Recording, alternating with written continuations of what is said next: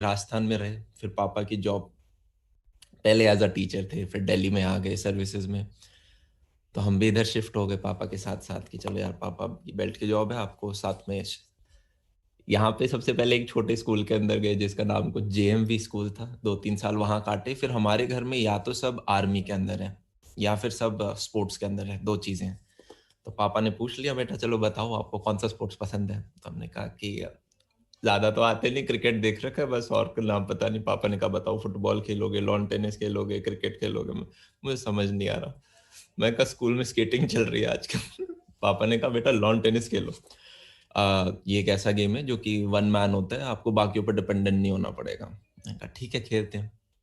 तो लगभग third class से लेके 11th क्लास तक ये 7-8 साल दबा के लॉन टेनिस खेला, और काफी मजा आया। दिन के 3-3, 5-5 घंटे अच्छी ट्रेनिंग होती थी। आर के खन्ना स्टेडियम में जाते थे, वहां पे हमारे कोच थे अरुण सर, जो कि इंडियन डेविस कप टीम जो है उसको लीड करते हैं। बहुत अच्छी एक जर्नी थी। मीन वाइल 7th क्लास के अंदर किसी ने कहा स्कूल चेंज कर लो, डीपीएस वगैरह में चले जाओ, वहां पढ़ने वाले बच्चे होते हैं, तुम्हारा सुधर जाएगा, वहां पे अच्छे होते हैं। मैं कहा ठीक है चलते हैं। उनका एक एडमिशन टेस्ट होता है। बचपन से पापा का यूं था, बेटा दो सब्जेक्ट पे आपकी ग्रिप होनी चाहिए, पहला है इंग्लिश, दूसरा है मैथ्स। ये दो पे आपकी ग्रिप है तो बाकी सब्जेक्ट्स अपने आप निकल जाएंगे। हर जगह यही होता है, चाहे आप एसएससी देखो या किसी भी कॉम्पिटेटिव एग्जाम को निकालो, ये दो है तो आप बाकी सब्जेक्ट समझ भी जाओगे और ग्रिप भी ले लोगे विद प्रैक्टिस। ठीक है, 7th के अंदर घुस के लकीली एडमिशन मिल गया। फिर 7th 8th 9th 10th वहां रहे। अब मैं थोड़ा बहुत ज्यादा ही शाय बच्चा था, वो जो होते नहीं गाय जो आके फ्रंट बेंच पे बैठ जाते हैं, टीचर आके पूछता है बेटा पिछली क्लास में क्या पढ़ाया था बताओ मुझे। तो वहां बैठे थे। तो डीपीएस वाले बच्चे मुझे ज्यादा समझ में नहीं आए, क्योंकि वो यार वो बात करते हैं फुटबॉल की। अब मुझे फुटबॉल में सिवाय रोनाल्डो के कुछ नहीं पता। तो वो बोलते यार ये टीम का उसके साथ मैच हो रहा है, इसका मैं कहा, यार ये तो हाई लेवल की बात हो रही है। फिर वो गाड़ियों की बात करते हैं, फलाना बीएमडब्ल्यू, फलाना मर्सिडीज। मैंने कहा ये भी अपने उसके ऊपर की बात है, अपने घर में खड़ी है पल्सर। अपन दूर रहते हैं इनसे। तो फिर फिर आपका स्पोर्ट्स भी ऐसा ही होता है, लॉन टेनिस आप खेलते हो, पूरे कॉल स्कूल में 2-4 बंदे होते हैं जो कि लॉन टेनिस खेलते हैं। फिर ऐसे करते करते 10th में पहुंचे। 10th में सबके 10 सीजीपी आ जाते हैं, मतलब थोड़ी बहुत मेहनत करी और आगे।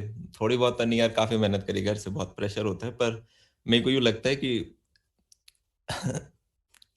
चलो ठीक है, वो सिस्टम भी अच्छा था, बोलने में अच्छा लगता है, 10 सीजीपी आए थे, इससे ऊपर कुछ होता नहीं।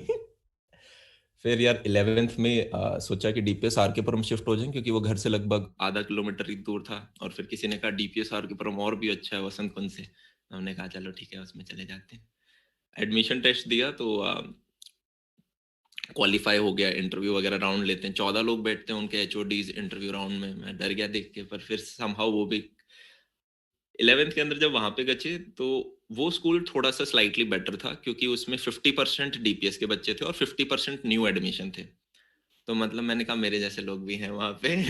वहां गए, हम बैठे। 11वीं 12वीं कैसे निकलती है पता ही नहीं चलता, ये तो तुम सब ऑलरेडी जानते हो गया। आदमी अंदर जाता है। और मुझे तो जब मैं 11 12 देखता हूँ बस एक चीज याद आती है, स्कूल जाते थे बिना बाल बनाए वगैरह, वापस आते थे, डीटीसी पकड़ते थे कोचिंग इंस्टीट्यूट, 1 घंटा लगता था, कोचिंग इंस्टीट्यूट में 3 घंटे पढ़े, वापस आए, डीटीसी पकड़ के वापस आए, घर पहुंचे, अब 2-3 घंटे खुद पढ़ना पड़ेगा, बहुत दिल पे पत्थर रख के सेल्फ स्टडी करी, सो गए। तो ये शेड्यूल रहा। 12th आ गई, पता नहीं कहाँ से बोर्ड भी खत्म हो गए। हमारे टाइम में यार दोनों के पेपर लगते थे, आपके बोर्ड के भी, जेई मेंस के भी। अब मेरे को एडमिशन मिल रहा था। एक पापा है ना मेरी बहुत मस्त चीज करते हैं, चॉइसेस देते हैं मेरे को लाइफ में। तो जब से मैं 10th से 11th में जा रहा था तो पापा ने चॉइस दिया कि बेटा तुम्हें स्पोर्ट्स खेलना है या फिर तुम्हें साइंस लेनी है। तो मैंने कहा पापा मुझे तो स्पोर्ट्स खेलना है, 8 साल हो गए इसी में आगे जाना है। पापा ने कहा ठीक है बेटा साइंस ले लो। मैंने कहा ठीक है साइंस ले लेते हो। फिर 12वीं के बाद मेरे को दो कॉलेजेस में एडमिशन मिला। एक था आपका हिंदू और एक था आपका एनएसयूटी। तो पापा ने फिर से पूछा बेटा तुम्हें हिंदू कॉलेज जाना है या एनएसआईटी जाना है। मैंने कहा मन में सोच रहा हूँ मैं, यार रॉकस्टार मूवी हिंदू कॉलेज के पास कहीं शूट हुई थी, मैंने सुना डीयू की लाइफ बहुत सही होती है, उधर जाएंगे 3 साल पढ़ेंगे, 1 साल पहले डिग्री खत्म होगी, 1 साल में यूपीएससी की करके अपन भी सर्विसेज के अंदर घुसते हैं। तो पापा ने कहा ठीक है बेटा NSUT चले जाओ। मैंने कहा यार चलो ठीक है NSIT जाते हैं। अब हमारे NSIT जब गए तो न्यूज़पेपर में आर्टिकल आया था, हमारे 8 सीनियर थे जो कि 1.25 करोड़ का पैकेज लेके गए, और ये रिकॉर्ड टाइप था, मतलब इतना तो IITs में नहीं गया था। तो मैं कहा भाई साहब अगर हमारे सीनियर्स ऐसे हैं तो हम तो उनकी नेक्स्ट जनरेशन है, हम तो पता नहीं क्या ही उखाड़ के लेके जाएंगे। तो वही जो फर्स्ट सेमेस्टर में बंदा बहुत ज्यादा मोटिवेटेड होता है, मैं पढ़ूंगा, मैं ये कर दूंगा, मैं वो कर दूंगा, क्योंकि जो थोड़ी बहुत कमी आपकी रह जाती है ना कि यार हमें सिर्फ IITs में यार ऊपर की नहीं मिली, IIT का रह गया टैग, इतने साल मेहनत करी वो तो मिला नहीं, तो रहा कि ठीक है यार प्लेसमेंट बाद में निकाल लेंगे। फर्स्ट ईयर के अंदर घुसे, एक यार चीज चलो मैं थोड़ा सा रैपिड फास्ट कर देता हूँ इस चीज को, वरना है ना बहुत बोर हो जाओगे, और आप मेरे को लग रहा है काफी बच्चों ने पहले से ऑलरेडी सुन भी रखा होगा। तो हमने कहा चलो फर्स्ट ईयर में घुस गए। अब जैसे ही फर्स्ट ईयर इमेज बदलनी थी वो ये थी कि शाय बिल्कुल नहीं रहना है, एकदम उल्टा हो जाना है शाय का। मैं फर्स्ट डे से प्लान करके जा रहा हूँ, आज शर्माना नहीं है, आज शर्माना नहीं है, आज तो जो चीज मिलेगी उसमें हाथ खड़ा कर देंगे। पहले दिन आपके सीनियर्स आते हैं, सीनियर्स क्या कूल लगते हैं फर्स्ट डे पे, वो आ रहे 3-4 के, उसमें बड़े बड़े लग रहे हैं, उन्हें कपड़े पहनने का तरीका है, हम तो ऐसे कपड़े पहन रहे, शर्म आ रही यार क्या पहन के आ गए आप पे। फर्स्ट बेंच पे बैठा हूँ मैं आदत से मजबूर, उन्होंने पूछा क्लास का CR कौन बनेगा, मैंने ऐसे हाथ खड़ा कर दिया मैं, उन्होंने कहा, मैं पीछे मुड़ के देख रहा हूँ पूरी क्लास में किसी ने हाथ नहीं खड़ा कर रखा, सिर्फ मैं। उन्होंने कहा ठीक है तू CR बन गया। मैंने कहा गुड गुड गुड। उसके बाद मैं बगल में पूछता यार CR का मतलब क्या होता है तेरे को पता है? वो बोलते क्लास रिप्रेजेंटेटिव। मैंने कहा अच्छा मॉनिटर बनाया इन्होंने। तो मॉनिटर बन गए। फिर कुछ सीनियर्स मिले, मेन काम होता है एज अ CR आपका बंक वंक कराना। इतने देर में दूसरे सीनियर आ गए, उन्होंने कहा अरे हम तुम्हारे IT वाले सीनियर हैं, पिछले इलेक्शन जिसने करा है वो दूसरी ब्रांच के सीनियर हैं, तो हमारे मान्य रखे जाएंगे, तो दोबारा CR के इलेक्शन कराओ। इस बार 2-3 बंदों और ने हाथ खड़ा कर दिया। इलेक्शन का हुआ तो फर्स्ट बंदा था रैंक ओपनर, जिसके सबसे ठीक नंबर आए थे, तो वो अपना पूरा फुल इंग्लिश में कि यार मैं आपको है ना पेपर के दौरान हेल्प करूंगा, नोट्स प्रोवाइड कराऊंगा, और कोई भी डाउट हो आप मुझसे किसी भी टाइम हॉस्टल में आके पूछ सकते हो, इस टाइप की। मैं बगल में एक सीनियर के साथ खड़ा था जिनका नाम था वॉस्की मैम। वॉस्की मैम बोलती ओए इधर आ। मैं पास में चला गया, तेरे को ये सब नहीं बोलना। मैंने कहा क्या बोलूं फिर? बोली तू बोल तू बंक कराएगा, तू बास्केटबॉल फुटबॉल दिला के लेके आएगा, तू हॉस्टल टपवाएगा। मैं कहा ठीक है पक्का यही बोला? हाँ बोल। मैं जाके बोला और जो मेजोरिटी सी मैंने कहा ग्रेट CR बन गया अपन। अब जब हॉस्टल में आप जाते हो, मीनवाइल जब दिन चल रहा था, मम्मी हॉस्टल का रूम सेट कर रही थी, कपड़े वपड़े, तो मैं दोपहर में 2 बजे वहां पहुंच रहा हूँ, तो मम्मी सब पोछा वोछा लगा के एकदम, हाँ जी चलो बच्चे का अब मैंने सेटल कर दिया। और जब आप अपने उस छोटे 8x10 कमरे में आते हो ना, मैं उसे ऐसे देख रहा कि भाई साहब पता नहीं क्या ताजमहल देख रहा हूँ मैं, क्योंकि वो यार जिसमें 4 साल बिताने हैं मेरे को, साइड में अलमारी, आपका एक बेड, खुद की टेबल, खुद की खिड़की, मजा स्वाद आ गया। मम्मी निकल गई और पता नहीं मेरे अंदर क्या आत्मा चढ़ी थी, मैं टेबल पे बैठ गया कि आज जो पढ़ाया है उसके फॉर्मल नोट्स बना लेता हूँ। इमेजिन करो थोड़ा, जो कॉलेज में पढ़ाया वो तो पढ़ा ही है, उसके फॉर्मल नोट्स बना लेता हूँ। मैं बैठ के फॉर्मल नोट सुंदर सुंदर हैंड राइटिंग में लिख रहा हूँ। गेट खुल रहा था अभी, ठीक है फर्स्ट डे ना, पता नहीं है कि गेट बंद रखना होता हॉस्टल में, उन्होंने खोला, 2 बच्चे आए मेरी क्लास के और वो बहुत अच्छी रैंक थी, उन दोनों का नाम अनुज। वो देख के मेरी तरफ ऐसे बोलते, ऐसे बच्चे होते हैं जो बड़ा बनते हैं कल को। मैंने कहा यार ये तो गिल्ट में डाल रहे, पढ़ाकू समझ रहे हैं मेरे को, ये इमेज नहीं चाहिए। मैं कहा नहीं पढ़ रहा मैं, मैं तो ऐसे ही बैठा था।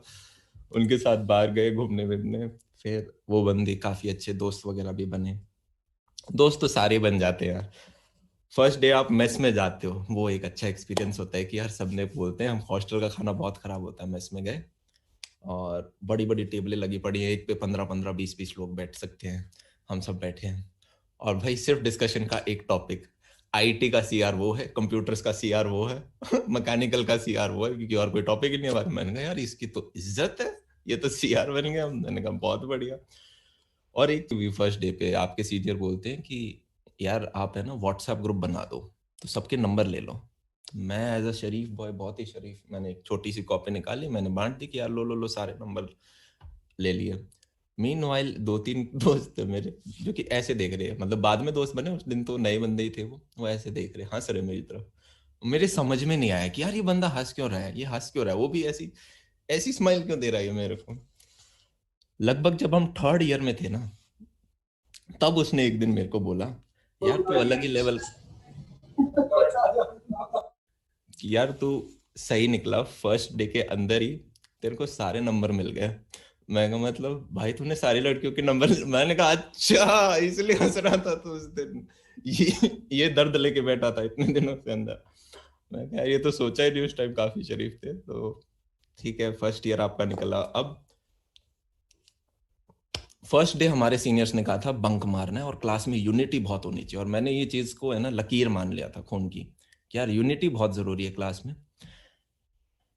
तो फर्स्ट डे के अंदर हमने बंक मारा तो हमारा टीचर भी नहीं जानता कि उनके स्टूडेंट हम है फर्स्ट डे, क्योंकि टीचर ऐसे जा रहे हैं हम ऐसे जा रहे हैं, हम दोनों एक दूसरे को देख रहे हैं, हम देखते देखते चले गए। ये था फर्स्ट डे। फिर आप सेकंड डे के अंदर आते हो, थोड़ी थोड़ी चीजें होती हैं, सोसाइटी के ऑडिशन होने स्टार्ट हो जाते हैं।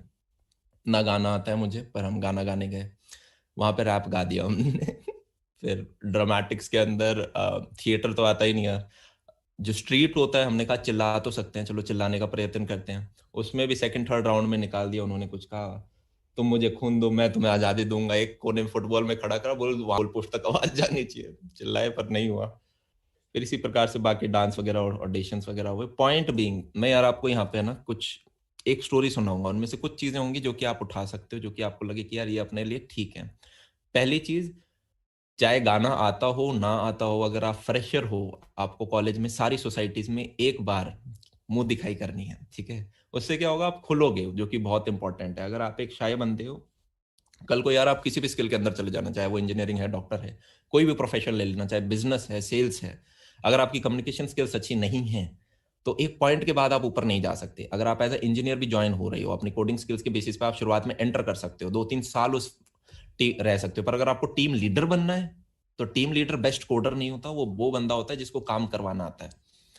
तो वो चीज इंपॉर्टेंट है। तो कॉलेज तुम्हारा वो प्लेग्राउंड है जहां पे आपको हर दोस्त को एज अ अपॉर्चुनिटी देखना है कि यार इससे मैं बात कर रहा हूँ तो ओके, जैसे प्रैक्टिकल्स में लिखते थे एम पर्पस गोल वगैरह, तो आपको देखना है यार मैं बात कर रहा हूँ, मुझे ये चीज करवानी है। और कभी कभी होता है ना, बात करने के बाद सोचते अरे यार काश ये चीज बोली होती तो अच्छे से निकल जाता।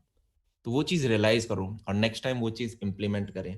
हर स्टेट के यार हमारे पास लोग आते हैं, हर टाइप का नेचर का दोस्त आपको हॉस्टल में मिलेगा, 250-300 बच्चे होते हैं, तो वो बात करनी बहुत जरूरी है।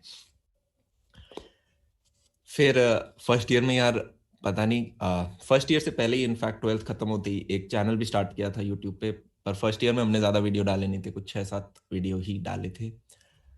अब सेमेस्टर में बहुत पढ़ाई कर ली जो रिक्वायर्ड नहीं थी उतनी, मैथ्स में 97 98 आ रहे हैं, मैंने कहा यार इतने तो बोर्ड में ही मेरे कम आए थे, इससे 95 आए थे, ये तो ज्यादा आ रहे हैं फिर देखा कि यार कोडिंग करके वो वाइब नहीं आ रही थी। काफी बंदे होते हैं जिन्हें बहुत वाइब आती है, उनका टोटल वही कि कोडिंग कोडिंग कोडिंग। मुझे वाइब नहीं आ रही थी कि यार कुछ जॉब ऐसा होना चाहिए, फील्ड में काम करें, 2-3 केस सॉल्व करके आए तो लगे कि आज दिन में कुछ काम किया है, ये क्या यहाँ पे टेस्ट केस सॉल्व कर रहे हैं स्क्रीन पे बैठ के। मैंने कहा मजा नहीं आ रहा। तो पर फिर भी घर वाले तो बोलते हैं यार प्लेसमेंट लेनी है प्लेसमेंट लेनी है, तो इधर उधर ज्वाइन किया ऑफलाइन कोचिंग वगैरह, और वहाँ पे वो कोडिंग वगैरह सिखा रहे समर ब्रेक के अंदर। अब 10 दिन तो मैंने सहा। फिर एक दिन हम बैठे थे, टीचर ने कहा ये क्वेश्चन सॉल्व करो। मैं, मेरा एक और दोस्त अमन, उसके जेई मेंस में आए थे लगभग 256 के करीब, बहुत तगड़ा स्कोर होता है 256 उस टाइम 360 में से। वो बैठा, उसे भी गवर्नमेंट में जाना था, वो मेरे को देखता मैं उसे देखता, मैंने कहा यार बाहर चले, तो बोल चल देन हम दोनों क्लास के बीच में से खड़े बाहर निकल गए। अब बाहर निकल तो गए पर अब ये नहीं पता जाना कहाँ है, तो हम जाके स्टेयर्स पे बैठ गए, यार कहाँ जाए। उसने बोला यार इधर चलते हैं मुखर्जी या जीटीबी में से, वहां पे है ना ये एसएससी के हब्स हैं, यूपीएससी के हब, किसी टीचर से जाके मिलते हैं, पढ़ना वढ़ना कैसे बता देंगे। कोई प्लान नहीं है, हम चले गए मुखर्जी सॉरी जीटीबी नगर, जीटीबी नगर गए, वहां उतरे, ऐसी रैंडम कोचिंग इंस्टीट्यूट्स के अंदर घुस रहे हैं। हम थे एनएसआईटी के, और हम टीचर्स को ये बोलते जाके कि यार हम आईआईटी दिल्ली के फर्स्ट ईयर से और हमें यूपीएससी निकालना है। तो टीचर्स को हमारे अंदर है ना वो परफेक्ट कैंडिडेट दिखने लग जाता था कि यार ये निकाल लेगा वो बैठाते अपने उस कमरे के अंदर, उनका मेन एक इंस्टीट्यूट में तो जो उनका मेन जो बंदा था वो बैठाता दोनों को आगे, और उसने लगभग हमें 1 सवा घंटा दिया और हर चीज समझाई, ये करनी है, ये नहीं करनी, ये करनी है, ये नहीं करनी।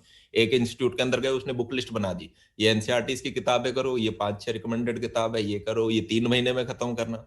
मैंने कहा बहुत बढ़िया।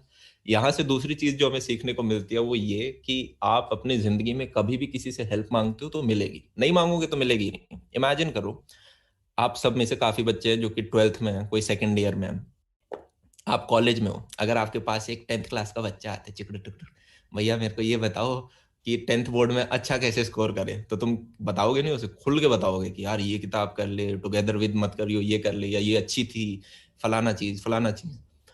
कोई और डाउट हो तो बताइए मुझे। सेम चीज पूरी हर जगह डोमेन में है। तो आप किसी भी डोमेन में जाना चाहते हो, उसमें किसी ने ठीक ठाक कर रखा, आप उसके पास जाके पूछोगे तो वो कायदे से आपको बताएंगे, पर आपको पूछना पड़ेगा। ठीक है, हेल्प मांगो, आपको बहुत सारी हेल्प मिलेगी, नहीं मांगोगे तो नहीं है। राइट। तो ये एक अच्छी चीज वहां से सीखने को मिली। उधर से आ गए, फिर हमने कहा यार ठीक है, काफी इंस्टीट्यूट्स ने यही कहा यार इधर इधर मत आओ, पहले खुद सेल्फ स्टडी एनसीईआरटी वगैरह करो, उसके बाद कभी देखना ऑप्शनल वगैरह के लिए। मैं कहा, ठीक है।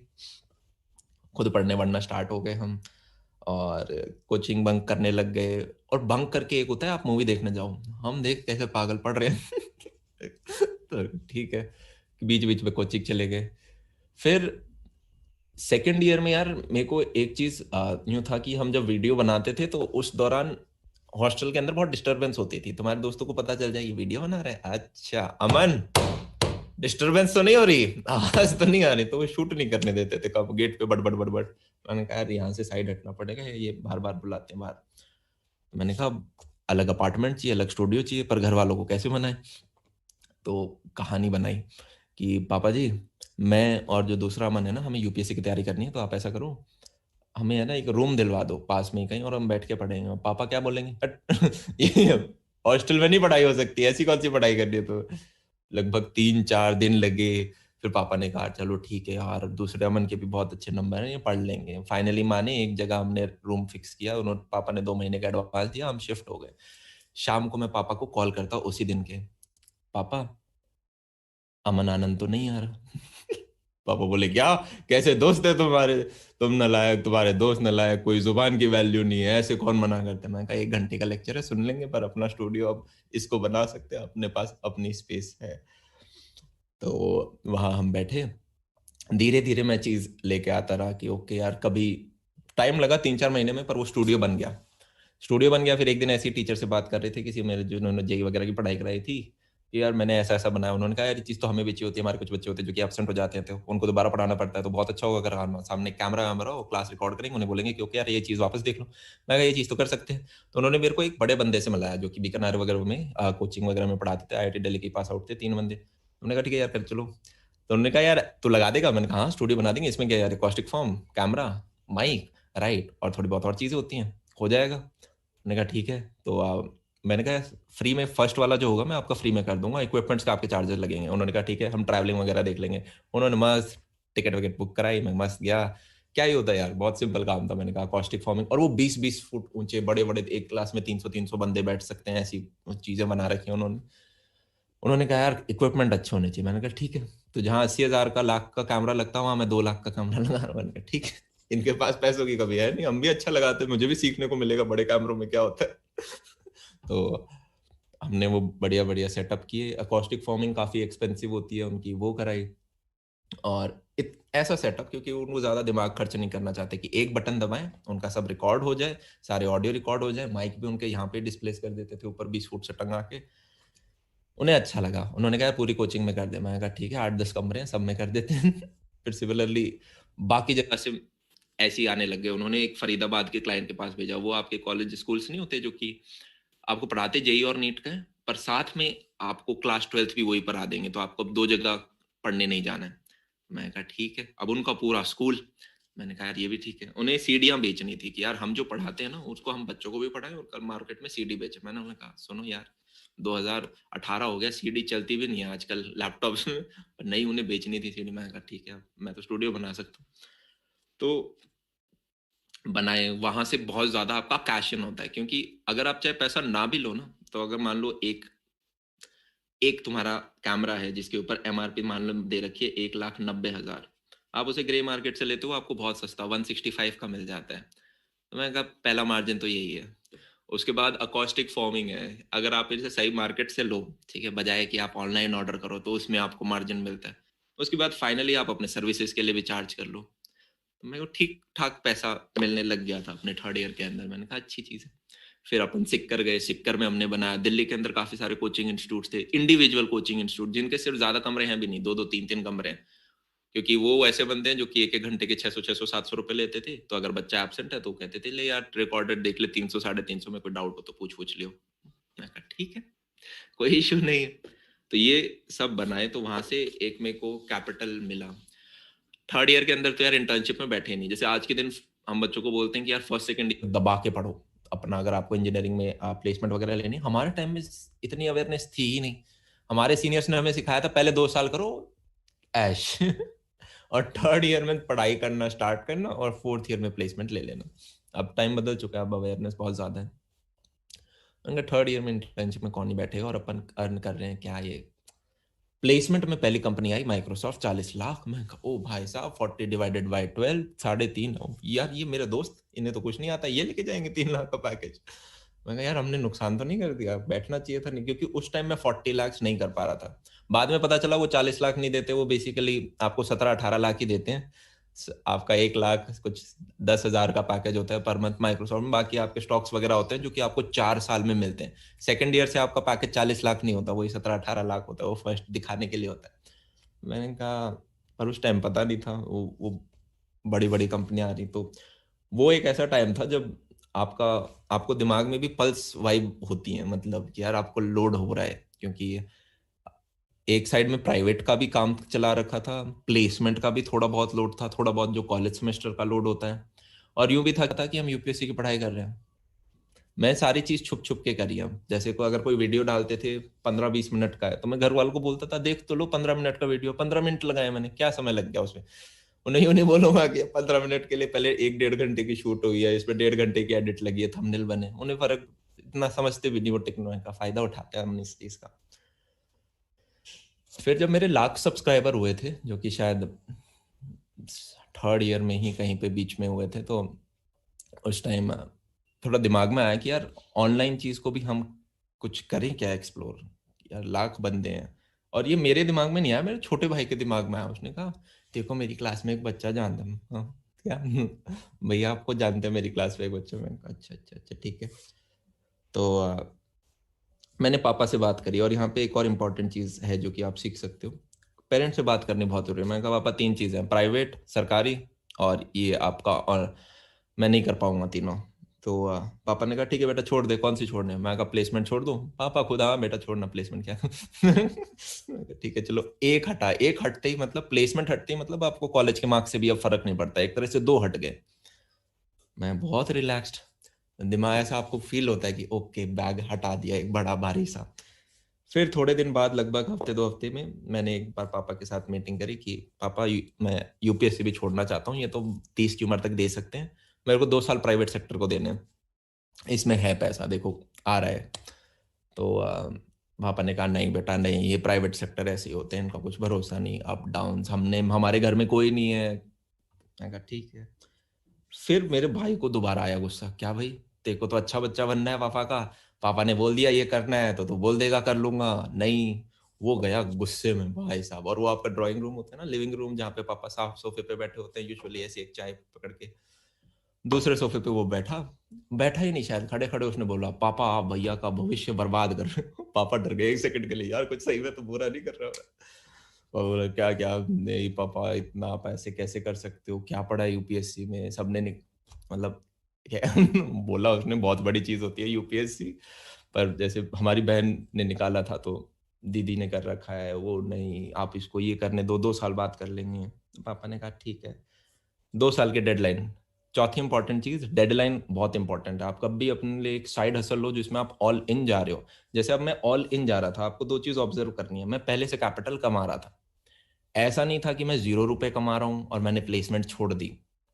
ऐसा था कि मैं ऑलरेडी पैसा कमा रहा हूँ नियर बाय विसिनिटी में, और फिर हमने एक कॉल ली कि चलो ठीक है यार प्लेसमेंट छोड़ देते हैं। तो वो एक इंपॉर्टेंट कॉल है।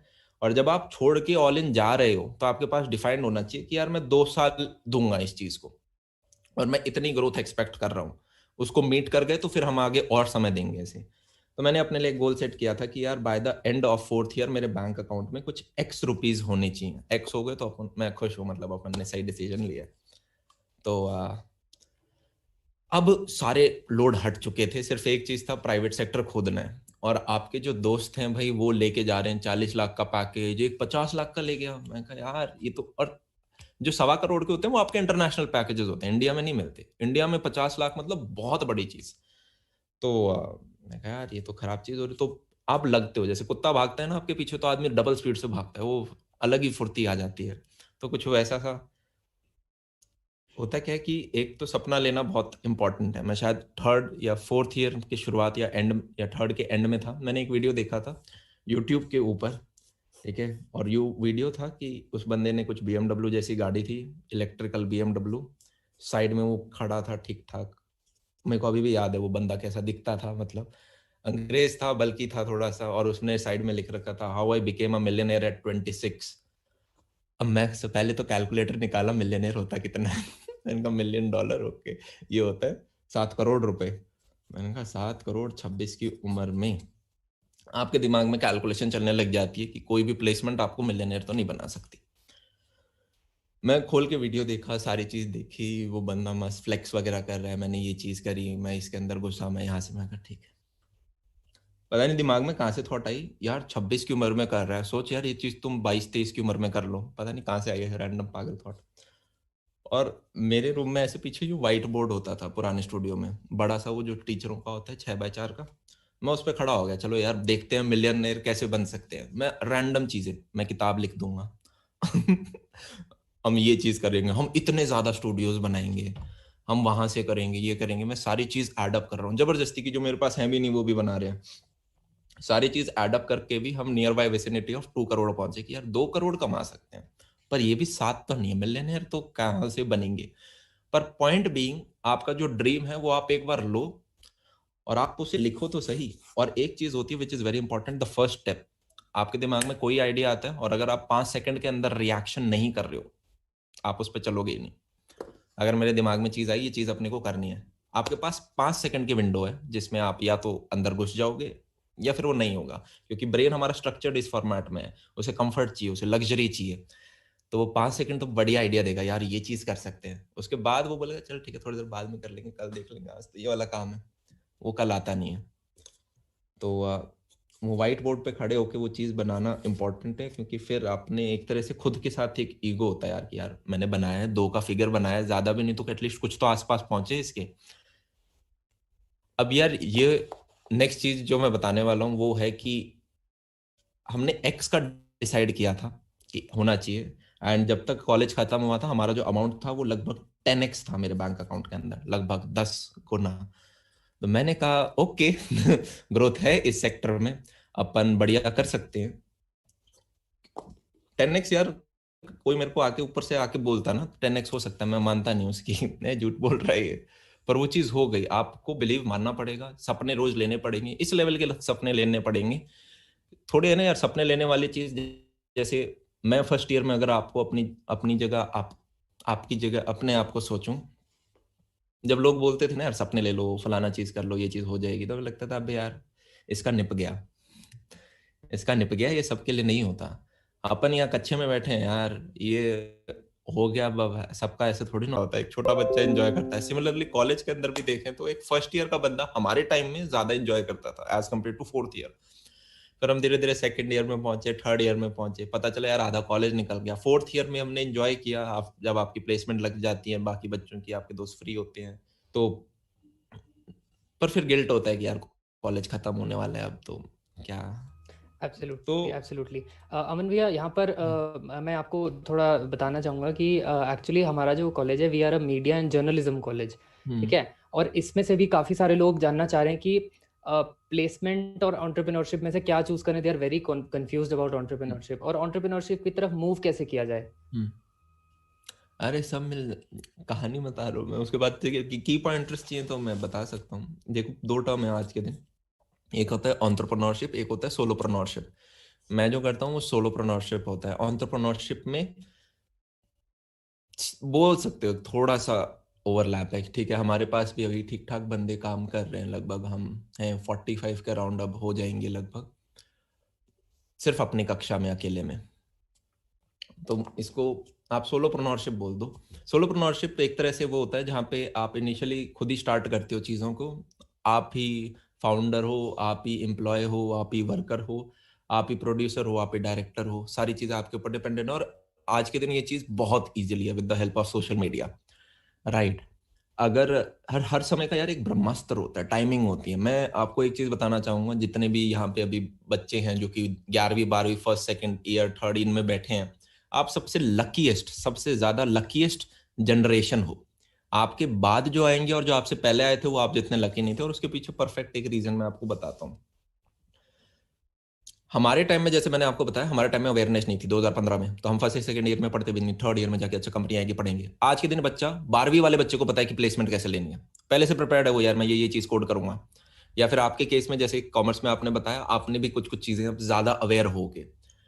है क्या, पहले हमें अगर कुछ चीज पढ़नी होती थी हम कोचिंग इंस्टीट्यूट जाते थे, ऑफलाइन जाते थे। आज के दिन ऑनलाइन ही सब कुछ है।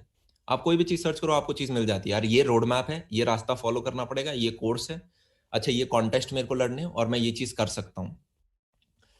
तो आज से जो 4 साल बाद जनरेशन आएगी, जिस प्रकार के यार आपके कंपटीशन यूपीएससी में होते हैं, ठीक है, रेलवेज के एग्जाम में होते हैं जहां पे करोड़ों बच्चे बैठ रहे होते हैं पेपर के अंदर, आपको कुछ सिमिलर सा प्राइवेट सेक्टर के अंदर दिखेगा, स्पेशली जो कोडिंग डोमेन है। और अब तो आपका 6ठी से 12वीं में भी नेप ने, नेशनल एजुकेशन पॉलिसी ने कंप्यूटर्स डाल दिया। मेरे को तो डर, अच्छी चीज है, पर मेरे को समझ नहीं आ रहा कि हमें अपॉर्चुनिटीज क्रिएट करनी पड़ेंगी फिर उतनी। और फिर दूसरे एंड पे जब मैं एआई देखता हूँ कि यार ओके एआई भी है, जो कि काफी सारी चीजें आसान बना देता है। जो चीज पहले लोग कोड करते थे, वो पता चला कि अब चीजें आपको काफी बेसिक फ्रेमवर्क वैसे ही मिल रहे हैं। आप सबसे लकीएस्ट जनरेशन हो जो सबसे ज्यादा खींच के लेके जाओगे। जब भी फेज कन्वर्जन होता है ना, बदलाव आता है, तो जो शुरुआती बंदे होते हैं वो सबसे ज्यादा उठा के लेके जाते हैं। समझ में आ रही है? नई दुकान खुली है, पटाखे पड़े हैं बहुत सारे, जो छोटा बच्चा सबसे पहले आएगा वो सबसे ज्यादा पटाखे ले जाएगा, सबसे अच्छे वाले। आप वो बच्चे हो। थोड़े दिनों बाद जो आएंगे, अभी सोशल मीडिया में भी अपॉर्चुनिटी है। आप जाओगे, इतना ज्यादा ट्रैफिक नहीं है, आपको अभी लगता होगा यार बहुत बड़े जायंट्स अभी तो खड़े पड़े हैं, इनके सामने हम कहाँ कम्पीट करेंगे। नहीं, अभी है। आपसे आज से 5 साल बाद आप देखोगे सोशल मीडिया एक यूपीएससी एग्जाम होगा जिसमें लाखों बच्चे पीछे भाग रहे हैं, but but but but but but but, और तब वो सीट लेना बहुत मुश्किल होगा। आज के दिन आपको किसी भी बिजनेस प्लान पे काम करना है, आपको सोशल मीडिया की हेल्प लेनी पड़ेगी। आपको 2 रुपए नहीं चाहिए, आपको इंटरनेट का कनेक्शन चाहिए। किसी भी चीज के बारे में, आप अच्छा गाना गाना चाहते हो, जरूरी थोड़ा नहीं यार कि एंटरप्रेन्योर या बिजनेस का मतलब कि भाई अब तो मैं कुछ बेचूंगा किसी पे पैसे आए, नहीं। एक तो आपका हमेशा business model business to people नहीं होता, बिजनेस टू बिजनेस भी होते हैं। आप अपने आप चीजें जब आगे आओगे तब आपको समझ में आएगा यार ठीक है, कुछ चीजें होती हैं जैसे कि इन्फ्लुएंसर मार्केटिंग जैसी चीजें होती हैं, और काफी इतने सारे नए डोमेन खुल रहे हैं यार। पर वो ठोकर खाने से आपको पता चलेगा। अगर आप 2 लोग होते हैं आज के दिन, मैं बोलूं तो हर दो, एक जो कंटेंट देखते हैं, एक जो क्रिएटर है, राइट, और एक तीसरे होते हैं जो कि बेसिकली प्रोडक्ट बना रहे होते हैं। आपको तीनों में से कौन से में आना है? हर बंदा आज के दिन 5 से 6 घंटे सोशल मीडिया के ऊपर लगा रहा है। मेरे जैसा बंदा लगाए, समझ में आता है, क्योंकि हमें ठीक है यार एजुकेशन में डाल रहे हैं, हम तो पैसा भी इसके अंदर लगा रहे हैं कि यार ओके कुछ इस प्रकार का बनाना है हमें इंडिया के अंदर। आप 5 से 6 घंटे लगाओ, कोई दिक्कत नहीं है, पर उस 5 से 6 घंटे के अंदर अगर आप कूड़ा खा रहे हो तो वो फिर क्या होगा? समझ रहे हैं? मतलब अगर आप, जैसे कि मेरे को आज तक लोग बोलते हैं अभी कि यार इंस्टाग्राम पे फोटो शूट वगैरह करा के फिर ढंग से बनाओ, वो आपके अच्छे फॉलोअर, मेरे यार है ही नहीं वो चीज। तुम अभी भी देख रहे होगे मैं बाल बिखरे पड़े हैं ऐसे ही मस्त। इससे पहले मैं क्लास ले रहा था, अंदर शर्ट भी है, मैं उसी के ऊपर शर्ट पहन के आया हूँ। डर्ट में रहना सीख, जितनी गंदगी में सीख सकते हो। जैसे कि यार एक तो भूख बहुत जरूरी है, किताबें किताबें, डॉक्यूमेंट्रीज, पॉडकास्ट जितनी ले सकता हो उतनी। हमें कुछ पता ही नहीं, हम गवार आदमी हैं। जितनी भी बाउंड्रीज सेट हो रखी है बचपन से, हमें जितनी भी बताई है सारी की सारी फॉल्स हैं, राइट। हमने थोड़ी ना बनाई है वो बाउंड्रीज। आप पैदा हुए, किसी ने बता दिया ऐसा होता है, ऐसा होता है, उसने 100 बार बोल दिया ऐसा होता है, हम मानने लग गए ऐसा होता है। ऐसा होता ही नहीं। आपको खुद की अपनी बाउंड्रीज बनानी है, और उतने अवेयर होने के लिए आपको बाकी लोगों, बड़े लोगों की किताब पढ़नी पड़ेगी जिन्होंने हिस्ट्री में कुछ ढंग का कर रखा हो। जैसे अभी मैं रिसेंटली लाइब्रेरी में गया था, तो हम कुछ 8-10 किताबें लेके आए थे, पर ये सारे बच्चे ले गए। मैं सारी बांट देता हूँ उनमें। यहाँ पे अभी 2-3 ही हैं। तो ये मस्त मस्त किताबें हैं। जैसे ये है आपकी एक सीरीज है पूरी 1001 कोटेशंस, वो 1000 कोट्स जिन्होंने दुनिया को बदल दिया। फिर एक और इसकी सीरीज है 1001 डेज जिन्होंने पूरी ह्यूमैनिटी को बदला है। कौन से वो स्पेसिफिक डेज हैं, आप उनके बारे में पढ़ते हो आपको पता चलता है। इंडिविजुअल बंदे हैं यार, अलेक्जेंडर हैं, ये सब आप इनको पढ़ो तो। और वो सब भी नहीं पढ़ने, आपको सिर्फ सेल्फ ग्रोथ बुक पढ़नी है तो वो पढ़ो। आपकी पूरी सीरीज आती है, the secret of being productive वगैरह, secret of being a good influencer, secret of being a great leader. बहुत प्यारी सीरीज है, मैंने उसे रिसेंटली फॉलो अप कर रहा है। जितनी भी आपकी किताबें हैं, नेपोलियन हिल वगैरह जैसी जो बहुत फेमस मानी जाती हैं, थिंक एंड ग्रो रिच, उससे बहुत बेटर लगी मुझे वो। पर वो पढ़ के ही पता चलेगा ना। अब जैसे यार उसमें भी कुछ चीजें होती हैं जो कि सारी आप पे एप्लीकेबल नहीं होती। जैसे फॉर एग्जांपल एक किताब का ही मैं सीन बता देता हूँ कि टू बी प्रोडक्टिव सबसे पहले आपको आपकी जो लो लेवल एक्टिविटीज है उन्हें सेट करना पड़ेगा। लो लेवल एक्टिविटीज उन्हें बोलते हैं आप सोते कब हो, आप उठते कब हो, आप खाना कब खा रहे हो, आप एक्सरसाइज कितनी देर कर रहे हो। अब जिस बंदे का यार यही सेट नहीं है कि कब सोना है कब उठना है, वो बंदा क्या ही हाई लेवल प्रोडक्टिव काम करेगा, प्रोजेक्ट्स पे क्या काम करेगा। झूठ है। झूठ है। डिपेंड करता है आप कौन सी अपनी एज में हो। अगर आप 12वीं तक के बच्चे हो ठीक है, समझ में आता है कि आप यार एक पर्टिकुलर टाइम पे सो जाओ, एक पर्टिकुलर टाइम पे उठो, आपका स्ट्रक्चर में बंधना जरूरी है। अगर आप एक कॉलेज के बच्चे हो, नहीं, जरूरत ही नहीं है। मैं रात को शायद ही कॉलेज के अंदर एक ऐसी 1-2 रातें तो मिल ही जाएंगी, पर हार्डली किसी रात को मैं सोया हूं। मैं हमेशा कॉलेज में जाके सोया हूँ लास्ट बेंच पे। मेरे वीडियोस हैं यूट्यूब पे जहां पे मैं कॉलेज में ऐसे लास्ट में सो रहा हूँ बेंच में। नहीं चाहिए स्ट्रक्चर, वो डर्ट में रहना जरूरी है। ठीक है, आप एक बार कॉलेज पार कर लेते हो, अब आप उस सेक्टर में हो कि यार ठीक है हम रोज काम कर रहे हैं, तब दोबारा वो स्ट्रक्चर इंपॉर्टेंट हो जाता है। राइट, कि आप एक पर्टिकुलर टाइम पे उठ रहे हो, आपको जॉब भी करनी है, साथ में आप अपनी एक साइड हसल के लिए समय निकालना चाहते हो तो। पर वो डर्ट ग्राइंड में रहना बहुत इंपॉर्टेंट है। जब हम अपने जो स्टूडियो, जो मैंने आपको बताया घर वालों से हमने फालतू बहाने लेके बनाया कॉलेज के जस्ट पास, वो तुम्हारा एक 8x10 का कमरा था, 8x10 के करीब का ही था वो। उसके अंदर एक वाइट बोर्ड था, एक बेड था, एक टेबल थी जो कि काफी बड़ी, जो मेरी एल शेप टेबल होती है वाइट कलर की, 6x4 फीट की। उसके अंदर एक और टेबल थी जो कि स्टडी टेबल थी। तो एक हो गई शूट के लिए, एक हो गई स्टडी के लिए। उसी रूम के अंदर हम कैमरा भी रखते थे। और एक पॉइंट ऐसा था, जब उस रूम में हम 3 बंदे रहते थे तो बेड एक था, 2 बंदे नीचे रहते थे। और वो क्या मजा आता था यार, कभी भी यूं लगा नहीं कि अपन कुछ भाई हसल वसल, क्या वो स्वाद है यार, वही तो स्वाद है। आप अपने रूम में एक ऐसी जगह में मैं आज भी स्टूडियो में सोता हूँ, तुम्हें मैं अपना बेड दिखा दूं, ये पूरी बिल्डिंग मैंने बनाई है। अब इस बिल्डिंग में चाहे तो एक बेड लगा लो, लगता है, पर ये है मेरा, तो तुम्हें नीचे दिख जाएगा, आ, दिख रहा है वो रहे मेरे पिलोज। Yes sir. मेरे को मस्त वहां पे जो नींद आती है, मेरी माँ मेरे से रोज यही परेशान है कि भाई नीचे कुछ बिछा ले, ठंड लग रही है। ठंड लगती नहीं भाई, मैट अच्छी है। पर नीचे यहाँ पे सोते हो, उठते हो, काम करते हो, पूरे दिन इस कमरे में बैठे रहो। मेरे को कोई भी चीज करनी है, एकदम से कैमरा स्टार्ट किया, एकदम से लैपटॉप स्टार्ट किया, पूरी टीम यहाँ पे नीचे बैठी रहती है। एक कमरा खोलूंगा, मेरे को सीधा 20 बंदों की एक्सेस है, उन्हें मैं एकदम ऊपर गद्दे पे सोते ही मैंने ये चीज रियलाइज करी है, वहां पे ज्यादा सोया जाता है। नीचे जमीन पे सो के देखो, ज्यादा नहीं सो सकते, आपकी बॉडी उठा देगी आपको एक पॉइंट के बाद। ठीक है, मतलब वो स्वाद है यार। मैं जितने भी बंदों से मिला हूँ, कितने भी आपके फाउंडर्स हैं, क्रिएटर्स हैं, वो अपने रूम में सोफे पे सोते हैं। ऐसा बंदा जिसके पास सैकड़ों करोड़ों रुपए हैं, वो सोफे पे सोता है अपने स्टूडियो के। तो ऐसा थोड़ा ना हम अपने आप को पनिश कर रहे हैं, मजा ही उसमें आ रहा है, ऊपर जाके आता नहीं। तो वो डर्ट में रहना सीख। Yes sir. खाना नहीं खा रहा है फर्स्ट फर्स्ट, अरे क्या फर्क पड़ता है, अभी जवान है ना। 1-2 मील मिस हो गई, क्या हो गया। मस्ती करनी भी इंपॉर्टेंट है, कब करोगे मैं बता देता हूँ। 12th तक मस्ती करी, ठीक है, आप में से कुछ ने करी होगी, पर पढ़ना भी पड़ता था। कॉलेज के अंदर ही आपको सब कुछ एक्सप्लोर करना है, नए डोमेन्स भी करने हैं, कायदे से पढ़ना भी है। एक मैं प्रॉपर फॉर्मेट बता देता हूँ यार। जैसे इंजीनियरिंग में जो हमारे यहाँ फॉलो होता है, जो मैं कहता हूँ फॉलो करो एटलीस्ट, आपको सबसे पहली प्रेफरेंस अपने कॉलेज की पढ़ाई को देनी है। जैसे हमारे यहाँ आपके कॉलेज के नंबर बहुत मैटर करते हैं प्लेसमेंट के दौरान, कंपनी कट ऑफ उसके बेसिस पे करती है कि ये बंदा बैठेगा ये नहीं बैठेगा।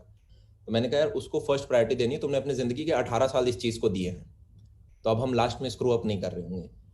अब क्या दिन में 1 से 2 से 3 घंटे आप अपनी साइड हसल को दे सकते हो? दे सकते हो ना। अरे यार अपनी गर्लफ्रेंड के साथ घूमने के लिए 2 घंटे दे सकते हो? दे सकते हो ना। पूरी रात दे सकते हो, पूरे दिन दे सकते हो, हफ्ता महीना साल दे सकते हो। तो क्या अपने उस सपने के लिए 2 घंटे नहीं दे सकते? मैंने कहा दे सकते हैं। तो वो 2 घंटे साइड में बगल में देने हैं बस, और साथ में उसको 4 साल देने हैं, आपके केस में 3 साल देने हैं। और वो चीज मल्टीप्लाई होती है, फिर वो चीज बड़ी होती है, और आपको कुछ ऐसे डिसीजंस होते हैं जो कि सारा डिफरेंस लेके आएंगे। अगर मेहनत वाइज देखें तो हमारी बिल्डिंग में जो अगर मजदूर भी काम कर रहा है, वो ट्रस्ट में हम सबसे ज्यादा मेहनत कर रहे हैं। एक तो फेवरेबल कंडीशन नहीं है, ठीक है, ठंड लग रही है फिर भी काम कर रहे हैं, पैसे भी उतने ज्यादा नहीं मिल रहे, रिस्क भी ज्यादा है, गिर विर सकते हैं इधर उधर से। हम तो अपने मस्त रूम में बैठे हैं। तो एक लेयर होती है यार, एक मैंने जो एक दिन बच्चों को भी बताया था, एक बंदा होता है जो कि दिन का 700 रुपये कमा रहा होता है लेबर वर्क वगैरह करके। फिर एक बंदे होते हैं जो कि यार ठीक है, आपका जिनका पैकेज होता है 35 से 50 हज़ार के बीच में। फिर एक बंदे होते हैं कि यार ठीक है, उन्होंने ठीक ठाक पहले इंजीनियरिंग वगैरह कर ली, कुछ कर लिया, वो लाख रुपए के करीब कमा रहे हैं। फिर एक बंदे होते हैं जो कि अलग लेवल पे होते हैं, वो बंदे वो हैं जो कि 10 लाख से 60 लाख पर मंथ कमा रहे हैं, पर मंथ। फिर इससे ऊपर एक लेयर होती है जो कि मैं बोलता हूँ जिनको घुमाने आते हैं राउंड्स। राउंड घुमाने का मतलब आपने एक राउंड की फंडिंग ली, दूसरी, वहां पे वो बंदे फिर मिलियन डॉलर्स में खेल रहे होते हैं कि ओके 300 करोड़। तो आप देखो तो यार, एक बंदा एक दिन में क्या काम कर रहा है, एक क्या कर रहा है, और अमाउंट ऑफ वर्क में उतना कोई डिफरेंस नहीं है। तो ये इतना बदलाव कैसे आया? पहली चीज है अवेयरनेस। हो सकता है यार कि राउंड घुमाने वाले व्यक्ति को पता है कि स्टार्टअप की दुनिया में घुसते कैसे, और कैसे कैसे चीजें घुमानी है, क्या क्या चीजें मेरे को अपनी प्लेट में चाहिए, तब मेरे को दूसरा फंडिंग राउंड मिलेगा। वो अवेयरनेस कैसे पता चलती है? जब आप ठीक ठाक लोगों के साथ रहते हो जिन्होंने वो चीज पहले उखाड़ रखी हो। हमेशा से वो बंदा पैदा थोड़ी ना हुआ था कि ओके मैं तो ये ऐसा राउंड निकालूंगा। वो बैठा है 5 बंदों के साथ जिन्होंने वो चीज ऑलरेडी कर रखी है, उनसे पूछा भैया आपने कैसे किया, वो बताते हैं हमने ऐसे किया, तो ठीक है मैं भी ऐसे कर लेता हूँ। जो लेबर है उसने यार, उसको अवेयरनेस नहीं मिली, उसे नहीं बताया गया कि यार तू लाख रुपए भी कमा सकता है पर मंथ के, बस तेरे को ये चीजें करनी पड़ेंगी। और फिर बीच में कुछ डिसीजंस होते हैं। मेरा मानना है जो फर्स्ट 2 लेयर है, 1 लाख के ऊपर अगर आपको जाना है, 1 लाख आपको एजुकेशन ले जाएगी। इंजीनियरिंग का है, अच्छे से अच्छी कंपनी, माइक्रोसॉफ्ट, गूगल, कोई भी ले लो, वो 1 लाख प्लस माइनस 10 हज़ार में सारी आ जाती हैं। पर अगर आपको उसके ऊपर जाना है तो अब आपको रिस्क मारनी है, और बढ़िया रिस्क मारनी है। If you are not living on the edge then you are occupying too much space, ठीक है। तो रिस्क की यार, और कोई बड़ी रिस्क नहीं है यार, प्लेसमेंट छोड़नी थी, कोई बड़ी रिस्क है जब आप साथ में पैसा कमा रहे हो तो। पर आपको काम करना पड़ेगा ना, पैरेलल काम, वो जरूरी है। आपको घर वालों को बताना पड़ेगा, घर वालों को झूठ बोलना पड़ेगा, मेरे को एक अपार्टमेंट चाहिए जिसमें मैं यूपीएससी की पढ़ाई कर रहा हूँ, वो चीज़ जरूरी है, राइट। और बस बिलीव रख अपने आप पर। दिन में वो फेज देखा है तुमने, अभी कॉलेज के अंदर सारे हो, चाहे नेहा हो या राहुल, जितने भी यहाँ बैठे हैं, कि भाई आप पूरे दिन राहुल के बारे में सोच रही हो, राइट, या आप पूरे दिन नेहा के बारे में सोच रहे हो। तो वो उस लेवल का तुम्हारे दिमाग में कीड़ा होना चाहिए कि इस चीज के लिए मैं सैक्रिफाइस हो सकता हूँ। जैसे बुद्धिज्म में कहते हैं remove self from the equation, और दुनिया के सारे पेन खत्म हो जाएंगे। आपको उस गोल के लिए क्या आप खुद को सैक्रिफाइस कर सकते हो? वो गोल इतना बड़ा हो कि आप उसके सामने एक छोटी एंटिटी लगो, तो आप खुद का सैक्रिफाइस, हाँ यार ठीक है, कर सकते हैं। जब वो भूख होगी, वो भूख है ही नहीं, लोगों में डरते बहुत हैं, तो आप Exactly. खींच जाओगे, तो आप खींच जाओगे। Exactly. Sir, we have a brilliant question coming in from Khushi Chauhan. She says, I want to be an entrepreneur, but I'm struggling to find a business idea. How to get a perfect business idea for myself? देखो यार, एक simple चीज, तीन तीन चीजें यहाँ पे मेरे को जो स्ट्राइक कर रही हैं। पहली चीज, बिजनेस आइडिया ऐसे नहीं होते। आपको है ना, चाहे बिजनेस और एंटरप्रेन्योरशिप में एक बेसिक डिफरेंस है। बिजनेस मतलब जो ऑलरेडी बंधा हुआ बिजनेस है, जैसे ऑफलाइन कोचिंग इंस्टीट्यूट्स अगर मैं मानूं, वो एक बंधा हुआ बिजनेस है। तो मान लो किसी ने एक बहुत बड़ी इंस्टीट्यूट बनाई, कल को उसका बच्चा उसको कंटिन्यू कर रहा है, तो वो एंटरप्रेन्योर नहीं है, वो बिजनेसमैन है, बिजनेस कर रहा है वो। अगर मैं ऑनलाइन देखूं जो कि पिछले 5-6 साल में आया, तो मैं बोल सकता हूँ कि अन अकेडमी ने जो करा वो एक एंटरप्रेन्योर है, एक नई चीज लेके आए, उन्होंने स्टार्ट करी new in the market, that's called entrepreneurship. और सबसे पहले यार आपको उस डोमेन का नॉलेज होना चाहिए। 3-4 साल आपने रगड़ रखा हो उस मार्केट के अंदर, आपको नब्ज नब्ज पता हो, तब आप उसके अंदर एंटर कर सकते हो। वो बहुत इंपॉर्टेंट है। आप किसी भी पर्टिकुलर फाउंडर्स को देखो, जैसे कि for example Unacademy founders मेरे दोस्त हैं बहुत अच्छे से, तो मैं उनके बारे में आपको डिटेल में बता सकता हूँ। उनमें से एक बंदा ऐसा जिसने एक कंपनी एग्जिट करवाई थी, एग्जिट इन द सेंस उसने बनाई और उसने बेच भी दी। तो मैं बोल सकता हूँ उसे प्रोसेस के बारे में थोड़ी नॉलेज थी कि यार इसको ऊपर कैसे उठा के लेके जाना है। जो दूसरा बंदे थे वो है रोमन सैनी सर। उन्होंने यार एम्स 16 साल की उम्र में, यूपीएससी रैंक 18 या 16 में से एक थी। क्या मैं बोल सकता हूँ पढ़ाई के बारे में पता है उन्हें कि कैसे पढ़ते हैं? तो वो बंदा एजुकेशनल चीज स्टार्ट कर रहा है। थर्ड बंदा टेक में बहुत अच्छा था, फोर्थ बंदे भी थे, वो अभी है नहीं उनके साथ। तो इन्होंने पहले रगड़ रखा था।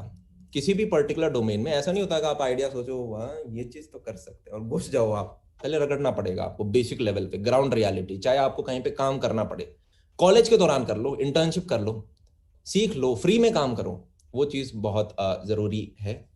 और दूसरी चीज, कभी भी वेट मत करो यार आइडिया का, क्रिएटिविटी का कभी वेट नहीं करते। अभी मैं एक राइटर के बारे में, सॉरी पेंटर के बारे में पढ़ रहा था, वैन गोआ, पता नहीं क्या नाम था, ठीक है, one of the biggest painter है दुनिया का।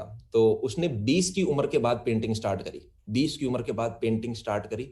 एक डेकेड के अंदर उसने 860 पेंटिंग करी, ऑयल पेंटिंग, और 1340 उसने नॉर्मल पेंटिंग करी थी एक डेकेड के अंदर। जब आप कैलकुलेशन करते हो तो लगभग वो हर साढ़े चार दिन में एक ऑयल पेंटिंग बना रहा था, और लगभग 2 वीक के अंदर वो 3 या 5 अपनी नॉर्मल पेंटिंग बना रहा था। और उसने एक कोट दे रखा है कि get everything done and play, get everything done and time to play, इस प्रकार का कुछ है। तो आप जब उस कोट को फर्स्ट टाइम देखते हो, टाइम टू प्ले मतलब ठीक है बंदा लाइफ में चिलविल मार रहा है, खेल लो, खेल कूद भी जरूरी है, पर जब आप उसकी लाइफ के काम देखते हो कि यार इस बंदे ने 10 साल में इतना करा, आपको पता चलता है उसका प्ले का डेफिनेशन पेंटिंग करना है। आज के दिन उसकी हर एक painting million million dollar worth की है, राइट। तो वो बंदे ऐसे वेट नहीं करते, 850 पेंटिंग और 1340 उसने दूसरी पेंटिंग, समझ लो कितनी। वो बैठा नहीं था एक दिन की यार ओके मेरे पास एक मस्त सीनरी का आइडिया आएगा उसके बाद में अपना पेंट घुमाएगा, उसने बनाई इतनी सारी कि वो बंदा क्रिएटिव हो गया। क्रिएटिविटी तब है जब आप अपने आप से बहुत सारे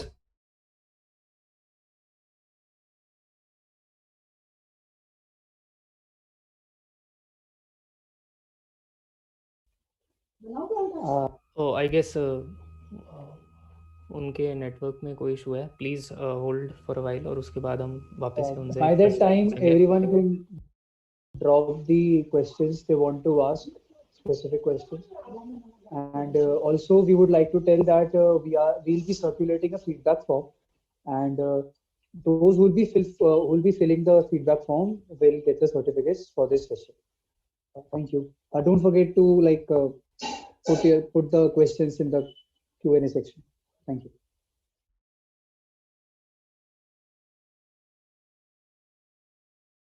फुट से पढ़े हुए हैं, पिछले 14 साल से यहाँ पे पढ़ा रहे हैं, स्टॉक की बहुत अच्छी है, बहुत बहुत ठीक ठाक बंदे हैं वो। उनका यार हमेशा कहना है कि इंट्राडे ट्रेडिंग ठीक है, उसमें मार्जिन वगैरह सारी चीजें हैं, पर वो चीज है ही नहीं यार हमारे लिए। आप 2 दिन पैसा कमाओगे, हो सकता है 4 दिन पैसा कमाओ, जैसी एक दिन लगेगा और वो बढ़िया लगेगा।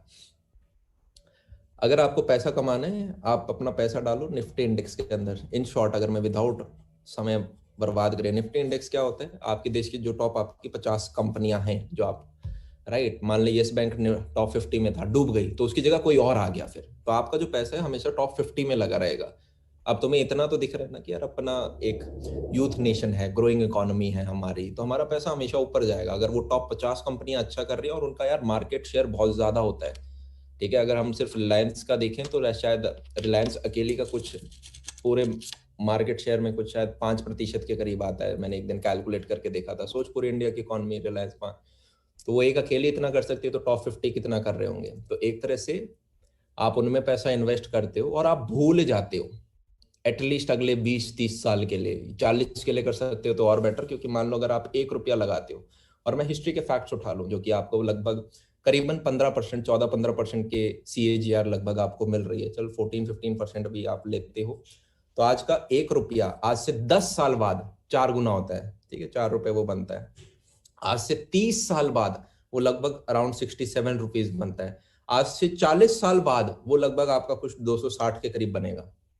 तो मैं यूं बोल सकता हूं कि आज से 40 साल बाद जो तुमने 1 रुपया इन्वेस्ट किया था वो 260 रुपए बन जाएगा, अगर हम अभी पिछले 40 साल के जो ग्रोथ है उसी के स्टार्ट से लेके चले तो। अब इसमें आप बोलोगे यार महंगाई भी तो बढ़ रही है, मैंने कहा डेफिनेटली बढ़ रही है। महंगाई कितनी लेनी है, सेबी ने बोल रखा है 4+- 2% रहती है। मैं हायर एंड ले लूँ 6% की, अगर हम महंगाई ले तब भी आपका जो 1 रुपया है वो 40 साल में 10 गुना बन जाएगा, समझ रहे हैं। तो अगर मैं 260 को 10 से डिवाइड भी करूं तो मेरे पास लगभग आपका 25 गुना, मैं कह सकता हूं 26 गुना पैसा वापस मिलता है आज की वैल्यूएशन पे। तो अगर आप 1 रुपया लगाते हो तो 40 साल बाद आपको आज की वैल्यूएशन के हिसाब से लगभग 25-26 रुपए मिल रहे होंगे। तो स्टॉक मार्केट रंग दिखाता है लॉन्ग रन में for a no knowledge investor, right. अब इसके अंदर आपको हर चीज में आप ये फायदा रख सकते हो अपना फाइनेंशियल अवेयर होके कि यार ओके मैं 500 रुपए का पिज्जा ऑर्डर कर रहा था, राइट, या मैं फालतू ये चीज थी इस पे एक्स्ट्रा पैसा खर्च कर रहा था, ये 500 रुपए नहीं है, 500 मल्टीप्लाइड बाय 25, ये 12,500 रुपए के करीब है जो कि मैं लगा रहा हूँ, क्योंकि इसे अगर मैं स्टॉक में लगाता तो आज से 40 साल बाद मेरे को प्रेजेंट वैल्यूएशन पे 12,500 के करीब की चीज का फायदा हो रहा होता। तो ये है। और दूसरे बंदे होते हैं जिनका फुल टाइम जॉब होता है, वो प्रोफेशनल बंदे होते हैं, तो आपको देखना पड़ेगा आप कौन सी कैटेगरी में आते हो। रियल स्टेट जैसे है, राइट, इसमें पहले पैसा आपको लगाना पड़ेगा। जैसे हमारी पहली प्रॉपर्टी थी, उसके लिए भी मेरे को लगभग एक फॉर्च्यूनर जितनी पैसे लगाने पड़े थे प्रॉपर्टी में, पार्टनर्स ढूंढने पड़े थे, क्योंकि मेरे पास अकेले पे इतना कैपिटल नहीं था कि हम लगा सकें। और आपको वहाँ पे एक चीज हिट होती है कि किसी भी नए इलाके में जब आप प्रॉपर्टी बनाते हो, इट इज इंपॉर्टेंट कि वहाँ का प्रॉपर्टी डीलर आपका वन ऑफ द पार्टनर हो, क्योंकि वो बाकी सारी चीजें हैंडल कर लेता है, जैसे आपकी पुलिस हो गई, म्यूनिसिपैलिटी हो गई, बाकी चीजें हो गई, वो एरिया को नाप रखा है उसने, सबके साथ कॉन्टैक्ट्स बना रखे होते हैं। आप उसके साथ नहीं बनाते हो तो वो आपके लिए कुछ अड़चने भी कर सकता है। मार्जिन्स कहाँ पर मिलेंगे आपको, राइट, वो चीज बहुत इंपॉर्टेंट है। सबसे पहले आपको प्लॉट सस्ता लेना पड़ेगा। प्लॉट कहाँ से सस्ते ले सकते हैं हम? अच्छा, पता चला यार काफी लोग हैं जो लोन वगैरह नहीं दे पाते हैं, तो वहां पे आप काफी प्रॉपर्टीज की नीलामी होती है, कुछ प्रॉपर्टीज होती हैं जो केस में फंसी होती हैं, उनकी वैल्यूएशन डाउन रहती है, तो वहां से आप कुछ कुछ प्रॉपर्टी ढूंढना ही बहुत। अगर यार आप एक साल में 1-2 प्रॉपर्टी पे भी काम कर लो, वो बहुत बड़ी चीज होती है। आपको कोई 1000 थोड़ा ना ढूंढनी है, तो वो एक अच्छी होनी चाहिए, मुझे मार्जिन आपको प्लॉट में बनेगा। और कंस्ट्रक्शन के दौरान यार आपको खुद एक्टिव रहना पड़ेगा। जैसे कि लोग क्या करते हैं, यूजुअल एक आदमी की अगर हम बात करें, वो जिंदगी भर पैसा कमाता है, इतना पैसा अगर एक मिडल क्या बोलते हैं उसको, मिडिल फैमिली के व्यक्ति की बात करें, तो या तो वो प्लॉट ले पाता है ढंग सा, या फिर वो फ्लैट ले पाता है, पर प्लॉट लेके बिल्डिंग बनाने वाला कैपिटल लगभग ज्यादा नहीं बन पाता है। तो लोग क्या करते हैं, अच्छा यार मैंने प्लॉट तो ले लिया लगभग 1-2 करोड़ लगा के, अब मैं ऐसा कर देता हूँ, एक बिल्डर को ठेका दे देता हूँ कि यार आप बिल्डिंग बना दो, जो 4 फ्लोर बनेंगे उनमें से ऊपर वाले 2 आप रख लेना एज अ फीस, उन्हें आप बेचो क्या करो, अपना मार्जिन आप वहां से निकालो। ये एक बहुत मतलब फॉलोड है कि बिल्डर फिर बिल्डिंग बना देता, ऊपर के 2 फ्लोर बेचता और नीचे के 2 फ्लोर फिर प्लॉट वाले बंदे के हो जाते हैं। आप किसी भी बिल्डर को जब भी काम दोगे, वो अपना मार्जिन काटेगा, साथ में जिस ठेकेदार को उसने लगाया, ठेकेदार एक एरिया में मतलब मान लो 1-2 बिल्डिंगों पे काम कर रहा होता है, उसका मार्जिन कटेगा। आपको क्या करना है, ऐसे होता है यार, ऊपर एक बिल्डर होता है, नीचे ठेकेदार होता है, और ठेकेदार के नीचे आप फिर 15-16 नए छोटे छोटे ठेकेदार, इन द सेंस एक लाइट का काम देख रहा है, ठीक है, एक आपका टाइल का काम देख रहा है, एक आपने किचन का ठेका किसी को दिया है, एक आपने वुड का ठेका किसी को दिया है कि यार डोर वगैरह जितने भी हमारे सारे लग रहे हैं पूरे घर में, एक आपने ग्लासेस का किसी को दिया है, खिड़कियां वगैरह जितनी हमारी लग रही हैं उस सब का ठेका, एक आपने लेंटर डालने का किसी को ठेका देते हो। तो ऐसे हमारे 15 छोटे छोटे डोमेन बन जाते हैं। पेंट का आप किसी को दे रहे हो, अगर आप सीधा इन बंदों को पकड़ लो 15 जो हैं, और आप अपना बिल्डर और ठेकेदार वाला मार्जिन हटा लेते हो, और आपको प्लॉट की प्रॉपर्टी सस्ती मिलती है, तो आपको एक प्रॉपर्टी में अच्छा मार्जिन मिलता है। अदरवाइज आज के दिन मार्जिन निकालना बहुत मुश्किल है। क्यों? क्योंकि यार अगर आपको हिस्ट्री निकाल के देखोगे, हमारी जो प्रॉपर्टी 2000 में अगर हम देखें, अलग अलग टाइप की होती हैं यार, कुछ होती हैं आपकी कमर्शियल प्रॉपर्टीज होती हैं, कुछ होती हैं आपकी रेजिडेंशियल प्रॉपर्टी होती हैं, और एरिया पे भी बहुत डिपेंड करता है। तो मैंने एक नॉर्मल गुड़गांव जैसा जो एरिया है उसके हमने यूट्यूब पे डाला था अभी, फिर वीडियो मैंने प्राइवेट कर लिया था, क्योंकि उसमें बहुत ज़्यादा फाइनेंसेस रिवील हो रहे थे और मम्मी को पसंद नहीं है, जब से भाई खोया है कि यार तुम ऐसी चीज़ें बनाओ वीडियो, तो मैंने कहा चलिए हटा लेते हैं उसे।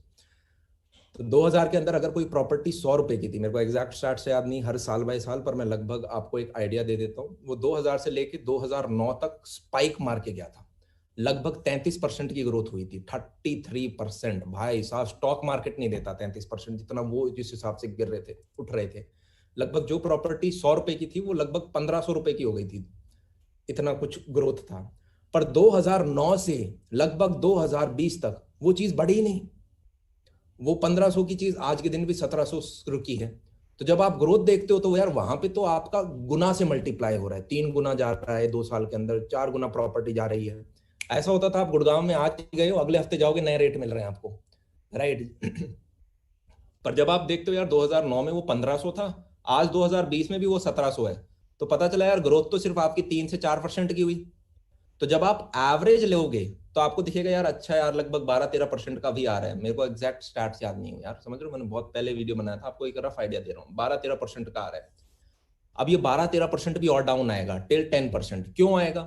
क्योंकि आपको समझना पड़ेगा, कोई भी एक पर्टिकुलर प्रॉपर्टी होती है, उसमें बंदा कौन रहता है, एक सैलरी वाला बंदा रहता है, सैलरी किस इंसेंटिव से बढ़ती है? लगभग 10% से हर साल बढ़ रही होती है।